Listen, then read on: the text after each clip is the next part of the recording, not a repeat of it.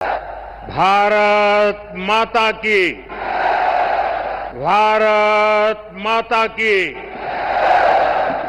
थाने सगळाने राम राम। राजस्थान के राज्यपाल की,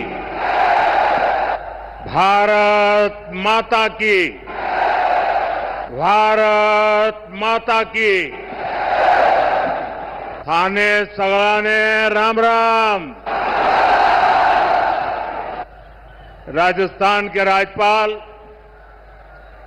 हरिभाऊ बागड़े जी, यहां के लोकप्रिय मुख्यमंत्री श्रीमान भजनलाल जी, पूर्व मुख्यमंत्री बहन वसुंधरा राजे जी, केंद्रीय कैबिनेट के मेरे साथी अश्विनी वैष्णव जी, अर्जुन राम मेघवाल जी, राजस्थान की उप मुख्यमंत्री दिया कुमारी जी, प्रेमचंद जी, राजस्थान सरकार के अन्य मंत्रीगण, संसद में मेरे साथी मदन राठौड़ जी, अन्य सांसद और विधायकगण और मेरे प्यारे भाइयों और बहनों, आप सभी यहां इतनी विशाल संख्या में आए हैं और इतनी भयंकर गर्मी के बीच, और आज इस कार्यक्रम से देश के 18 राज्य और केंद्र शासित प्रदेशों से भी लाखों लोग ऑनलाइन आज यहां हमारे साथ जुड़े हैं। अनेक राज्यों के राज्यपाल, मुख्यमंत्री, लेफ्टिनेंट गवर्नर, अन्य जनप्रतिनिधि आज हमारे साथ हैं। मैं देश भर से जुड़े सभी महानुभावों का, जनता जनार्दन का अभिनंदन करता हूं। भाइयों और बहनों, मैं यहां पर करणी माता का आशीर्वाद लेकर आपके बीच आया हूं। करणी माता के आशीर्वाद से विकसित भारत बनाने का हमारा संकल्प और मजबूत हो रहा है। थोड़ी देर पहले विकास से जुड़ी 26,000 करोड़ रुपए की परियोजनाओं का यहां शिलान्यास और लोकार्पण हुआ है। मैं इन परियोजनाओं के लिए देशवासियों को, राजस्थान के मेरे भाई बहनों को बहुत बहुत बधाई देता हूं। साथियों, विकसित भारत बनाने के लिए आज देश में आधुनिक इंफ्रास्ट्रक्चर बनाने का बहुत बड़ा महायज्ञ चल रहा है। हमारे देश की सड़कें आधुनिक हो, हमारे देश के एयरपोर्ट आधुनिक हो, हमारे यहां रेल और रेलवे स्टेशन आधुनिक हो, इसके लिए पिछले 11 साल में अभूतपूर्व गति से काम किया गया है। आप कल्पना कर सकते हैं, इंफ्रास्ट्रक्चर के इन कामों पर देश पहले जितना पैसा खर्च करता था, आज उससे 6 गुना ज्यादा पैसा खर्च कर रहा है। 6 गुना ज्यादा। आज भारत में हो रहे इन विकास कार्यों को देखकर दुनिया भी हैरान है। आप उत्तर में जाएंगे तो चिनाब ब्रिज जैसा निर्माण देखकर लोग हैरान हैं। पूर्व की तरफ जाएंगे तो अरुणाचल की सेला टनल, असम का बोगीबिल ब्रिज आपका स्वागत करते हैं। पश्चिम भारत में आएंगे तो मुंबई में समंदर पर बना अटल सेतु नजर आएगा। सुदूर दक्षिण में देखेंगे तो पंबन ब्रिज मिलेगा, जो अपनी तरह का देश का पहला ब्रिज है। साथियों, आज भारत अपनी ट्रेनों के नेटवर्क को भी आधुनिक कर रहा है। ये वंदे भारत ट्रेनें, अमृत भारत ट्रेनें, नमो भारत ट्रेनें, ये देश की नई गति और नई प्रगति को दर्शाती है। अभी देश में करीब 70 रूट पर वंदे भारत ट्रेनें चल रही है। इससे दूर सुदूर के इलाकों में भी आधुनिक रेल पहुंची है। बीते 11 साल में सैकड़ों रोड ओवरब्रिज और रोड अंडरब्रिज का निर्माण किया गया है। 34,000 किलोमीटर से ज्यादा के नए रेल ट्रैक बिछाए गए हैं। अब ब्रॉडगेज लाइनों पर मानव रहित क्रॉसिंग, वो बात इतिहास बन चुकी है, खत्म हो चुकी है। हम मालगाड़ियों के लिए अलग से स्पेशल पटरियां, डेडिकेटेड फ्रेट कॉरिडोर का काम भी तेजी से पूरा कर रहे हैं। देश के पहले बुलेट ट्रेन प्रोजेक्ट पर काम चल रहा है और इन सबके साथ ही हम एक साथ देश के करीब 1300 से अधिक रेलवे स्टेशनों को भी आधुनिक बना रहे हैं। साथियों, आधुनिक हो रहे इन रेलवे स्टेशनों को देश ने अमृत भारत स्टेशन का नाम दिया है। आज इनमें से 100 से अधिक अमृत भारत स्टेशन बनकर के तैयार हो गए हैं। सोशल मीडिया पर भी लोग देख रहे हैं कि इन रेलवे स्टेशनों का पहले क्या हाल था और अब कैसे इनकी तस्वीर बदल गई है। साथियों, विकास भी, विरासत भी, इस मंत्र का इन अमृत भारत रेलवे स्टेशनों पर उसका नजारा साफ साफ दिखाई देता है। ये स्थानीय कला और संस्कृति के भी नए प्रतीक है।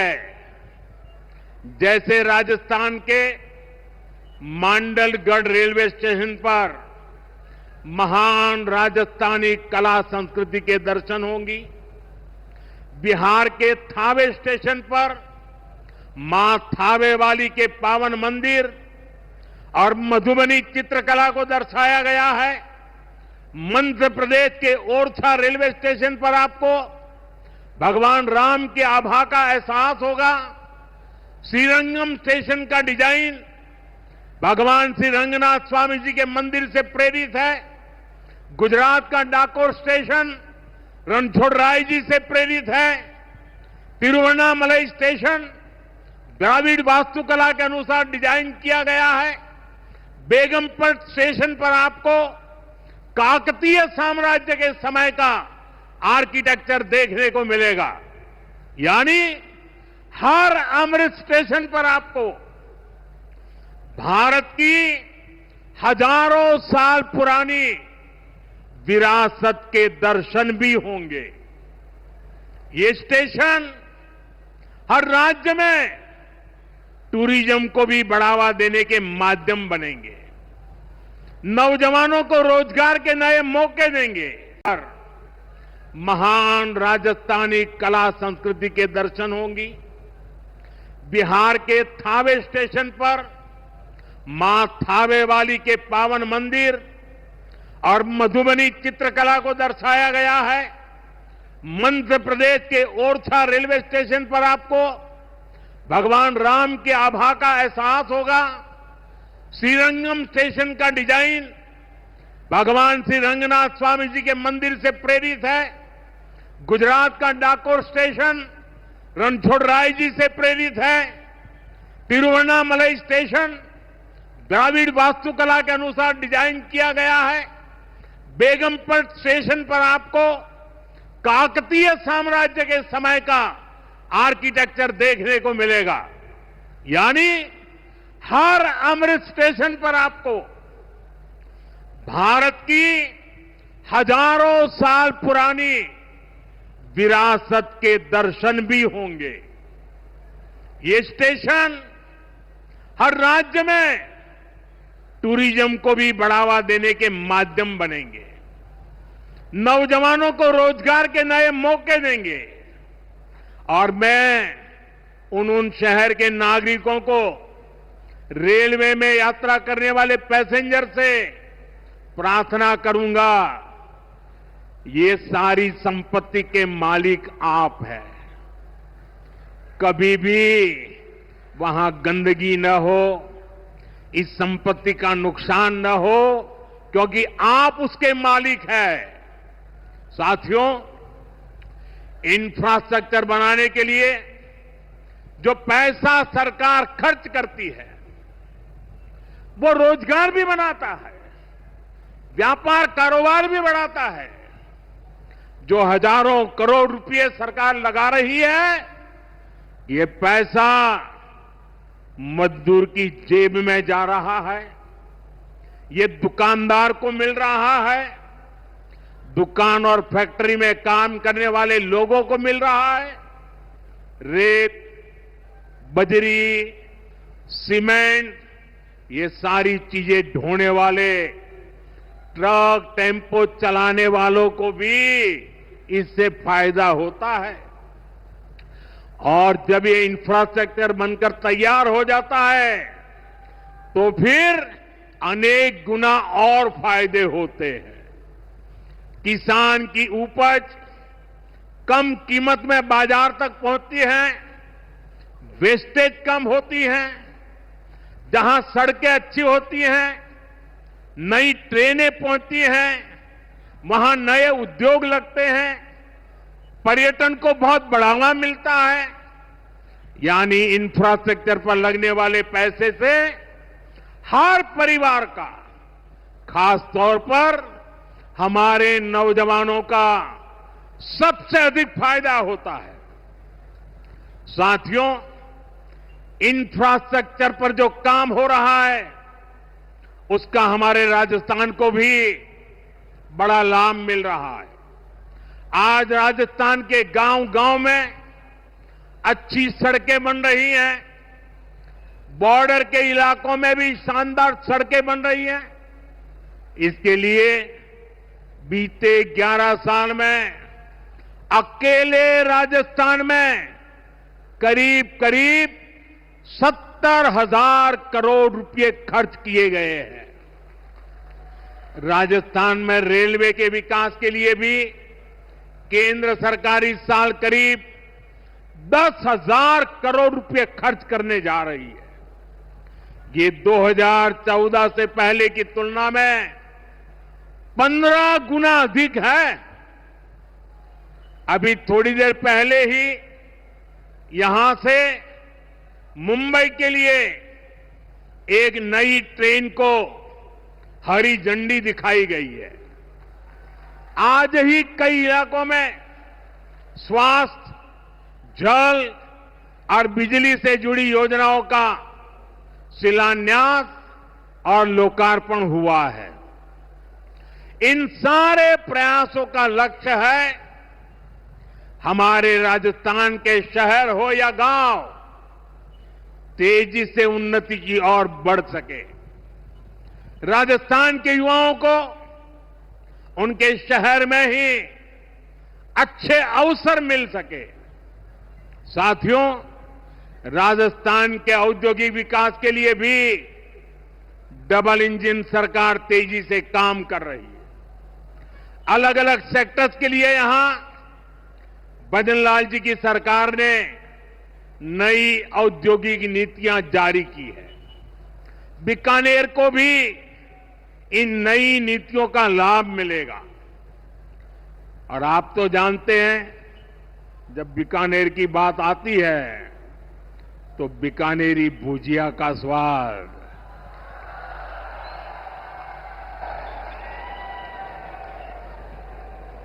और बीकानेरी रसगुल्लों की मिठास विश्व भर में अपनी पहचान बनाएगी भी और बढ़ाएगी भी।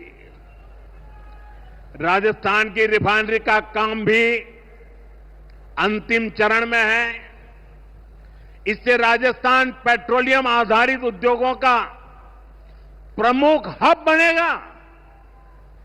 अमृतसर से जामनगर तक जो 6 लेन का इकोनॉमिक कॉरिडोर बन रहा है, वो राजस्थान में श्रीगंगानगर, हनुमानगढ़, बीकानेर, जोधपुर, बाड़मेर और जालोर से गुजर रहा है। दिल्ली मुंबई एक्सप्रेसवे का काम भी राजस्थान में लगभग पूरा हो गया है। कनेक्टिविटी का यह अभियान राजस्थान में औद्योगिक विकास को नई ऊंचाई पर ले जाएगा। साथियों, राजस्थान में पीएम सूर्यघर मुफ्त बिजली योजना भी तेजी से आगे बढ़ रही है। इस योजना से राजस्थान के 40,000 से ज्यादा लोग जुड़ चुके हैं। इससे लोगों का बिजली बिल 0 हुआ है और लोगों को सोलर बिजली पैदा करके कमाई का नया रास्ता भी मिला है। आज यहां बिजली से जुड़े कई प्रोजेक्ट का शिलान्यास और लोकार्पण हुआ है। इनसे भी राजस्थान को और ज्यादा बिजली मिलेगी। बिजली का बढ़ता उत्पादन भी राजस्थान में औद्योगिक विकास को नई गति दे रहा है। साथियों, राजस्थान की ये भूमि रेत के मैदान में हरियाली लाने वाले महाराजा गंगा सिंह जी की भूमि है। हमारे लिए पानी का क्या महत्व है, यह इस क्षेत्र से बेहतर भला कौन जानता है। हमारे बीकानेर, श्रीगंगानगर, हनुमानगढ़, पश्चिम राजस्थान के ऐसे अनेक क्षेत्रों के विकास में पानी का बहुत बड़ा महत्व है। इसलिए एक तरफ हम सिंचाई परियोजनाओं को पूरा कर रहे हैं और साथ ही नदियों को जोड़ रहे हैं। पार्वती, काली सिंध, चंबल लिंक परियोजना से राजस्थान के अनेक जिलों को लाभ होगा। यहां की धरती, यहां के किसानों को फायदा होगा। साथियों,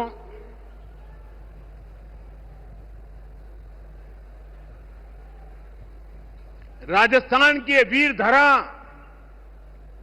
हमें सिखाती है कि देश और देशवासियों से बड़ा और कुछ नहीं।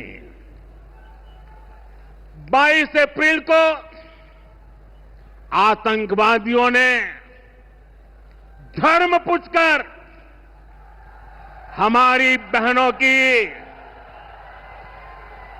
मांग का सिंदूर उजाड़ दिया था।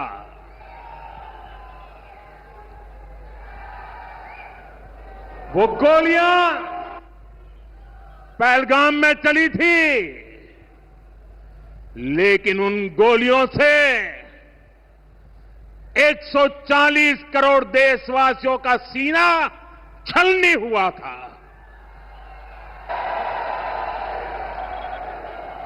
इसके बाद हर देशवासी ने एकजुट होकर संकल्प लिया था कि आतंकवादियों को मिट्टी में मिला देंगे।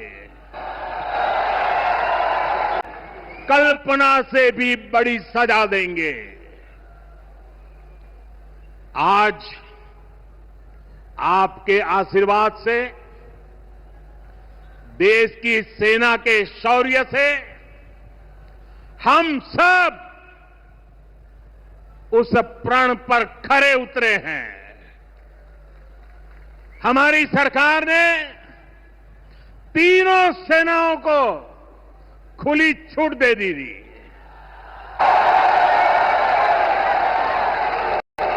और तीनों सेनाओं ने मिलकर ऐसा चक्रव्यूह रचा कि पाकिस्तान को घुटने टेकने के लिए मजबूर कर दिया।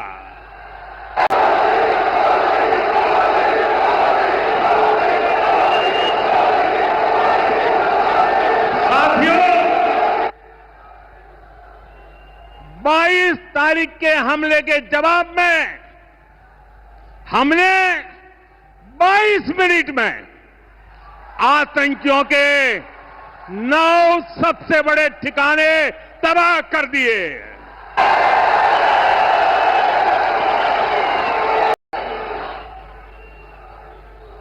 दुनिया ने और देश के दुश्मनों ने भी देख लिया कि जब सिंदूर बारूद बन जाता है तो नतीजा क्या होता है।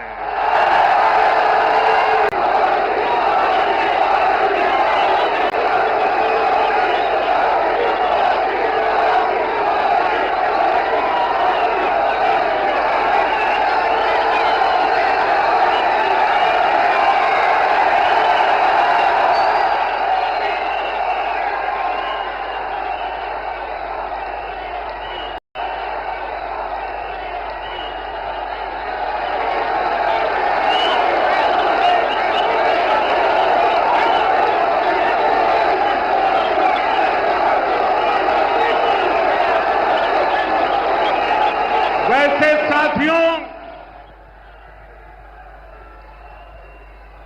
ये संयोग ही है। 5 साल पहले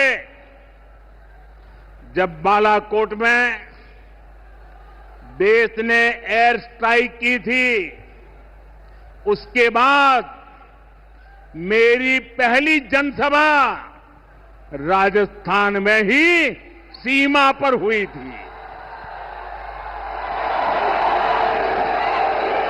वीर भूमि का ही यह तप है कि ऐसा संयोग बन जाता है। अब इस बार जब ऑपरेशन सिंदूर हुआ तो उसके बाद मेरी पहली जनसभा फिर यहां वीरभूमि राजस्थान की सीमा पर बीकानेर में आप सभी के बीच हो रही है।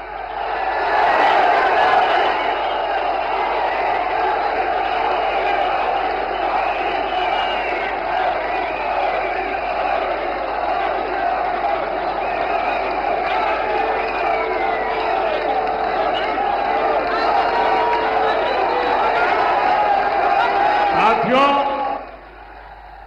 चूरू में मैंने कहा था, एयर स्ट्राइक के बाद मैं आया था, तब मैंने कहा था, सौगंध मुझे इस मिट्टी की, मैं देश नहीं मिटने दूंगा। मैं देश नहीं झुकने दूंगा।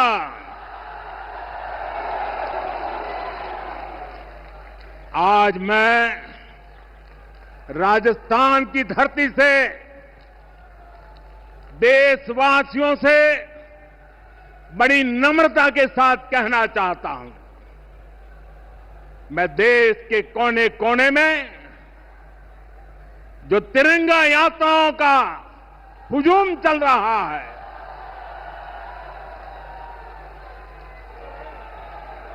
मैं देशवासियों से कहता हूं,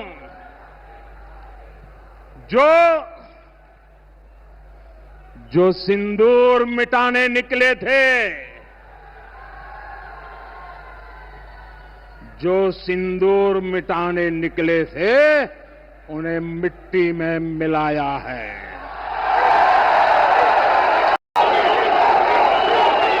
जो हिंदुस्तान का लहू बहाते थे, जो हिंदुस्तान का लहू बहाते थे, आज कतरे कतरे का हिसाब चुकाया है।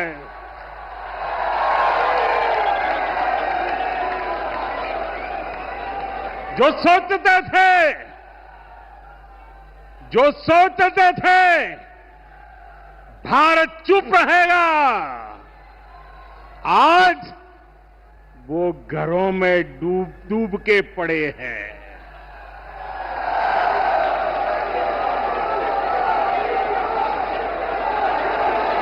जो अपने हथियारों पर घमंड करते थे,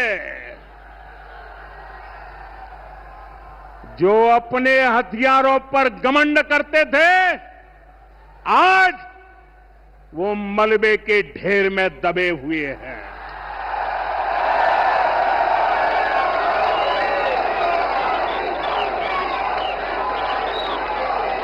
मेरे प्यारे देशवासियों, ये शोध प्रतिशोध का खेल नहीं, ये शोध प्रतिशोध का खेल नहीं, ये न्याय का नया स्वरूप है।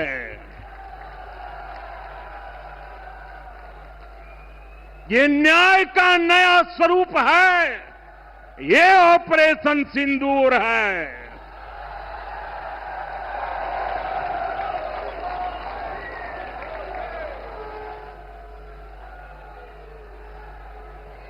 ये सिर्फ आक्रोश नहीं है, ये सिर्फ आक्रोश नहीं है, ये समर्थ भारत का रौद्र रूप है।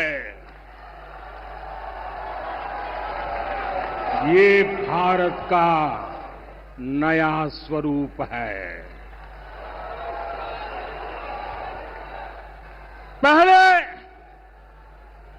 पहले घर में घुसकर किया था वार, पहले घर में घुसकर किया था वार, अब सीधा सीने पर किया प्रहार है।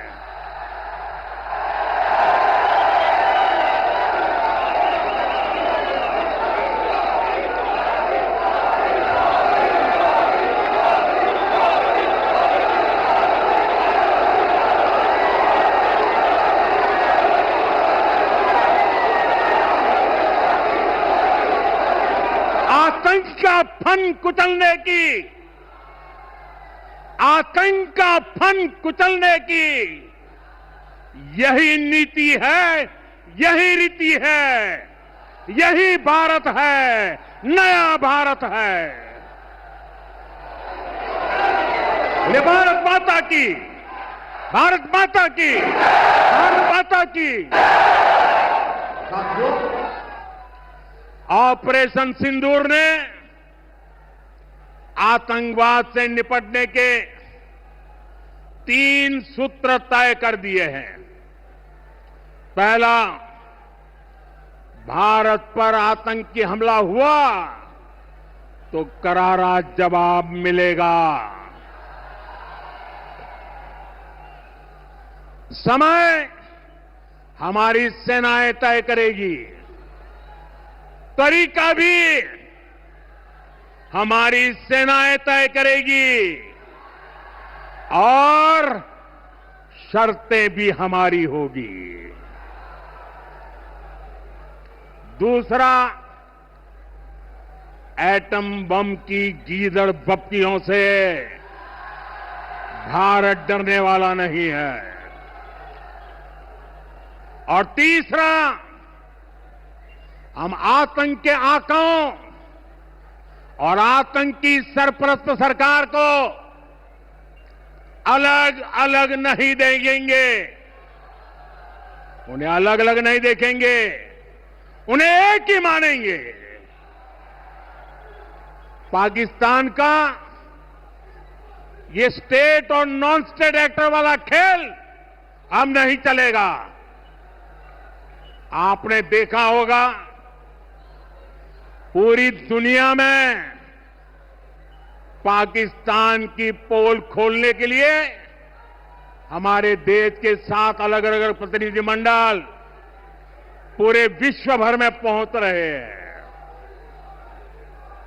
और इसमें देश के सभी राजनीतिक दलों के लोग हैं, विदेश नीति के जानकार हैं, गणमान्य नागरिक हैं। अब पाकिस्तान का असली चेहरा पूरी दुनिया को दिखाया जाएगा। साथियों, पाकिस्तान भारत से कभी सीधी लड़ाई जीत ही नहीं सकता।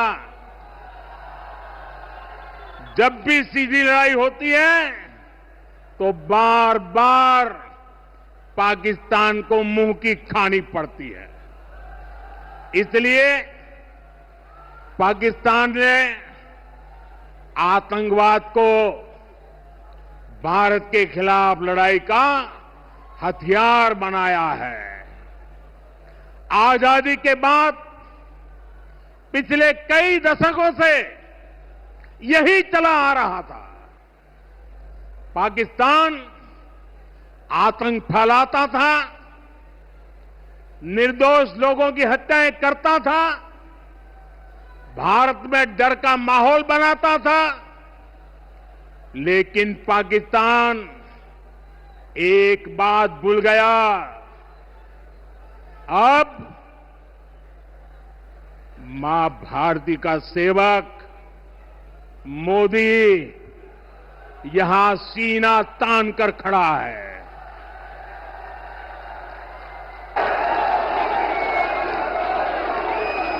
मोदी का दिमाग ठंडा है, ठंडा रहता है, लेकिन मोदी का लहू गर्म होता है। और अब तो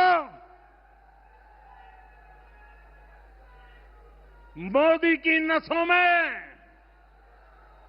लहू नहीं, गरम सिंदूर बह रहा है।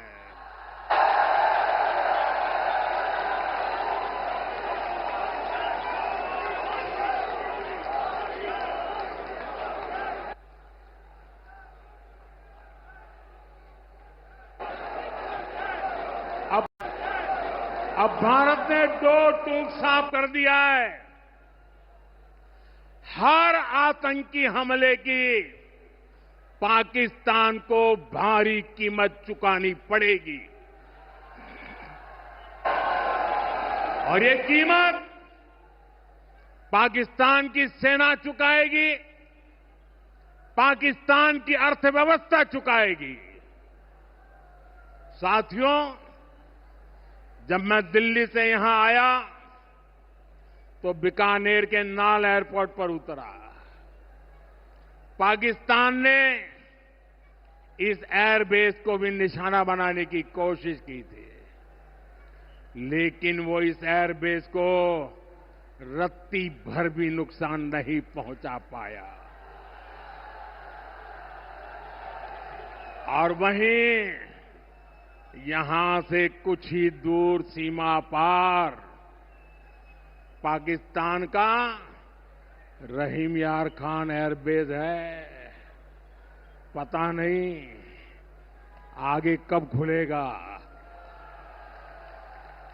आईसीयू में पड़ा है, भारत की सेना के अचूक प्रहार ने इस एयर बेस को तहस नहस कर दिया है। साथियों, पाकिस्तान के साथ न ट्रेड होगा न टॉक। अगर बात होगी तो सिर्फ पाकिस्तान के कब्जे वाले कश्मीर की, पीओके की। और अगर पाकिस्तान ने आतंकियों को एक्सपोर्ट करना जारी रखा तो उसको पाई पाई के लिए मोहताज होना होगा। पाकिस्तान को भारत के हक का पानी नहीं मिलेगा।